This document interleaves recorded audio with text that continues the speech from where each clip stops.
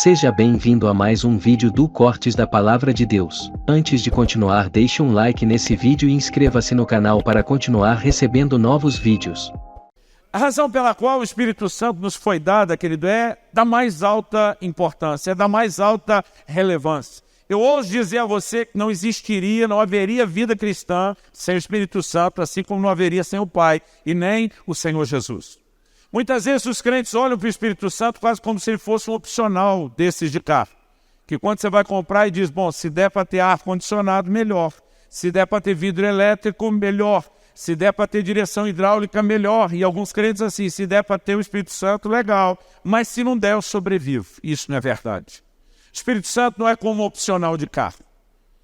Eu diria que sem ele não tem o carro ou o carro não anda. O Espírito Santo, querido, ele é apresentado num lugar de muita importância na nossa relação com Deus.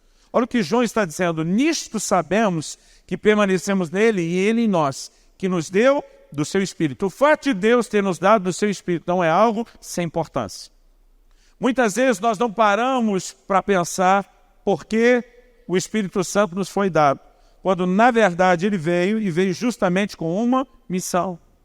O apóstolo Paulo escreve lá em 1 Coríntios, no capítulo 3 e no versículo 16, e ele faz a pergunta, não sabeis que vocês são santuário do Espírito Santo que habita em vós? Eu olho para uma declaração como essa, quando ele pergunta isso, e ele está tratando quase como quem diz, ei, vocês não sabem o óbvio, que vocês são o santuário do Espírito Santo que habita em vocês. Quando a Bíblia diz que ele nos deu o seu Espírito, não está dizendo apenas que ele deu em um momento ou outro, para uma experiência ou outra. A Bíblia diz que essa dádiva do Espírito Santo, a certeza de que Deus está em nós e nós nele, é o fato de que ele veio morar, é o fato de que ele veio habitar dentro de mim e dentro de você. Nós somos a verdadeira casa de Deus. O Novo Testamento inicia com uma declaração de Estevão dizendo, Deus não habita em templos feitos por mãos de homens. No Velho Testamento isso foi verdade. A presença de Deus estava confinada a um prédio, o templo. A palavra de Deus nos mostra que há um momento específico onde Jesus na cruz brada está consumado. E a Bíblia diz que o véu do Santo dos Santos, aquele lugar que um único homem, apenas um homem, uma vez por ano o sumo sacerdote podia entrar para oferecer o sacrifício no dia da expiação.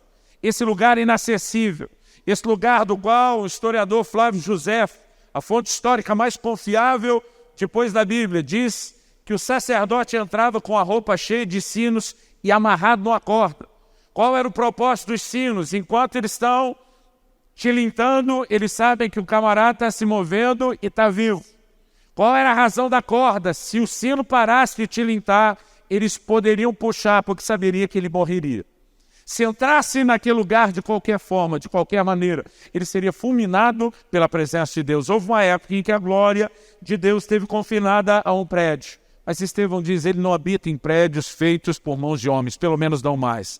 Quando o véu se rasgou, Deus diz, minha presença não estará mais limitada ou confinada a esse lugar. E a Bíblia diz que o Espírito Santo veio fazer morada em nós. Eu e você somos morada de Deus no Espírito, diz a carta de Paulo aos Efésios. Eu e você somos o santuário de Deus e o Espírito Santo habita em nós. Agora, por que você acha que o Espírito Santo veio morar em você?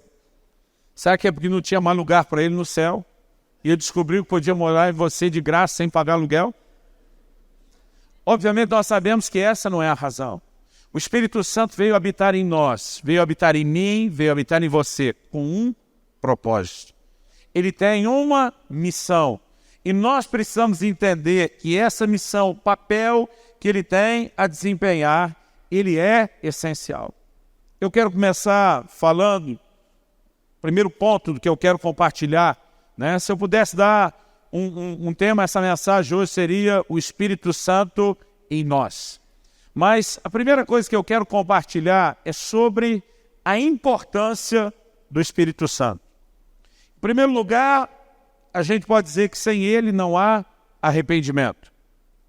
Jesus diz em João, no capítulo 16, no versículo 8, né? Se você quiser tomar nota esses dias, nós vamos trazer uma enxurrada de texto bíblico. Em João 16:8, Jesus, falando do Espírito Santo, diz: ele vos convencerá do pecado, da justiça e do juízo. Não existe convencimento do pecado sem a ação do Espírito Santo. Não existe arrependimento sem a operação do Espírito Santo. E sem arrependimento não tem nada, porque o arrependimento é o começo de qualquer reaproximação do homem com Deus. A mensagem que Jesus veio pregando é essa: arrependei-vos e, em segundo lugar, depois de arrepender, crede no Evangelho. Muitas vezes eu vejo gente pregando para os outros, dizendo que você tem que crer. Não, antes de crer, a Bíblia manda arrepender. Em primeiro lugar, arrependimento. A fé vem em segundo. Se você vai para Hebreus capítulo 6, que trata dos rudimentos da doutrina de Cristo, arrependimento primeiro, fé depois. Quem nos conduz ao arrependimento? O Espírito Santo. Quem produz a fé depois é chamado nas Escrituras do Espírito da fé, o Espírito Santo. Ou seja, sem a ação dele, o homem jamais vivenciaria o arrependimento ou teria um encontro com Cristo.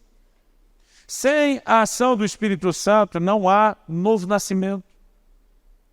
Na carta de Paulo a Tito, no capítulo 3 e no versículo 5, ele fala do lavar da regeneração do Espírito Santo.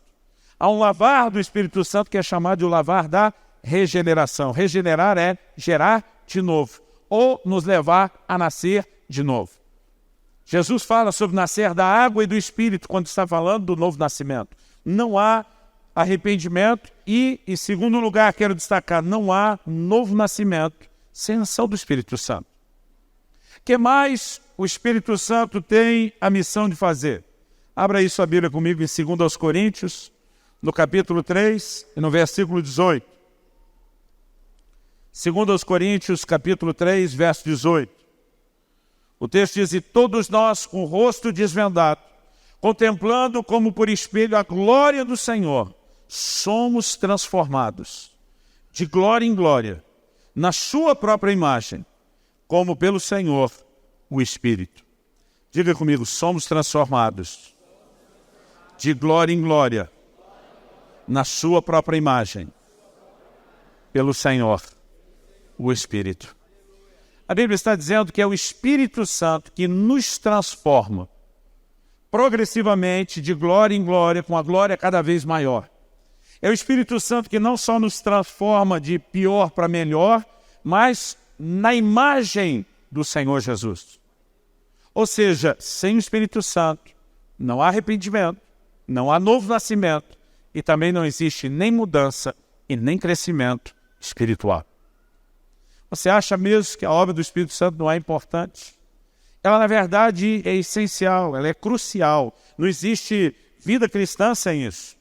Nós podemos destacar ainda o entendimento, a compreensão de que nessa mesma carta de Paulo aos Coríntios, no capítulo 3, se você voltar lá no versículo 8,